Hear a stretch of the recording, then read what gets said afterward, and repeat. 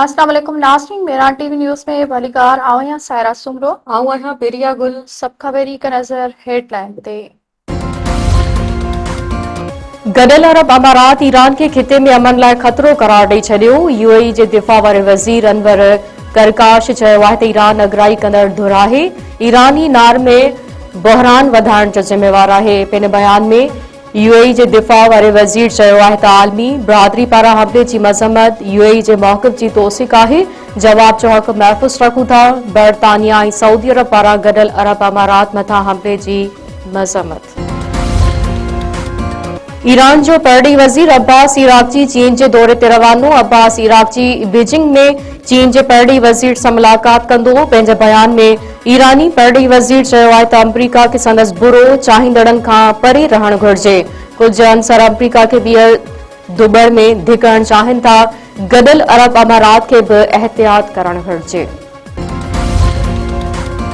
अमरीकी सदर पारां ईरान जूं 7 ॿेड़ियूं तबाह करण जी दावा। ॾखण कोरिया जे कार्गो जहाज़ मथां ईरान जे हमलनि जो इल्ज़ाम। डोनाल्ड ट्रंप चयो आहे त ईरान जंग ख़त्म थियण बाद तेल जूं क़ीमतूं घटि थी वेंदियूं। ईरान जे फ़ौजी ताक़त ख़त्म करे छॾी आहे। उन वक़्तु कुझु बि नाहे बचियो। ईरान हमलो कयो त उन खे दुनिया जे नक्शे तां मिटाए छॾींदासीं।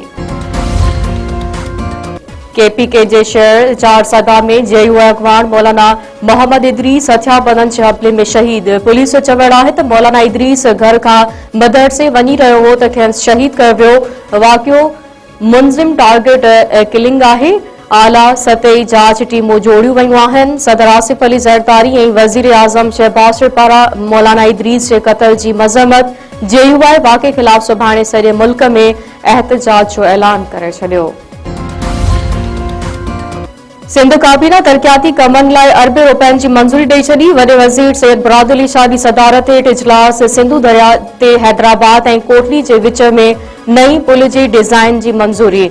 रांची जे रोडनि जी बहाली लाइ 6.5 अरब रुपया मंज़ूर। मोरे में 4 नयूं अदालतूं क़ाइमु थींदियूं। 432.597 मिलियन रुपया मंज़ूर। सिंध काबीना हैदराबाद में कब्रिस्तान लाइ 252.206 मिलियन रुपयनि जी मंज़ूरी ॾेई छॾी। कासमाबाद जे मुख़्तलिफ़ इलाइक़नि में पाणी जी लाइन विछाइण लाइ 800 मिलियन रुपया मंज़ूर।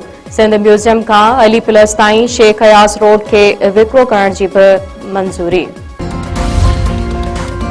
गंदाबाव वेझो हथियारबंदनि पुराणे तकरार तां 2 नौजवाननि खे क़त्ल करे छॾियो। ॻोठ राहूजा में राहूजा ऐं ॾेथा धुरनि में तकरार भड़की पियो। हिक ॿिए मथां अंधाधुंध फायरिंग। गोली लॻण करे 30 वरनि जो अब्दुल कादिर ऐं 25 वरनि जो जान मोहम्मद ॾेथो मारिजी विया।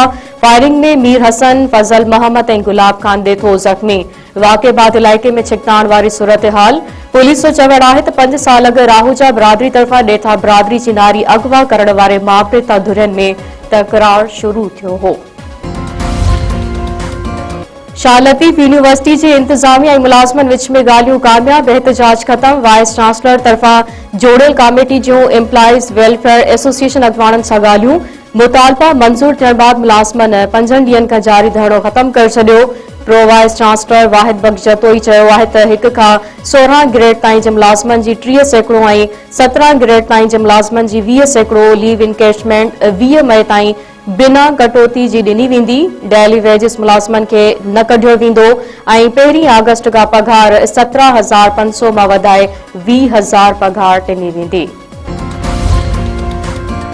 बीरो खान वेझो चांडिया धुरियुनि में हलंदड़ तकरार तेज़ नौजवान क़त्ल। 1 ॼणो ज़ख़्मी। ॻोठ काइम खान चांडियो जे धुरियुनि में झेड़ो।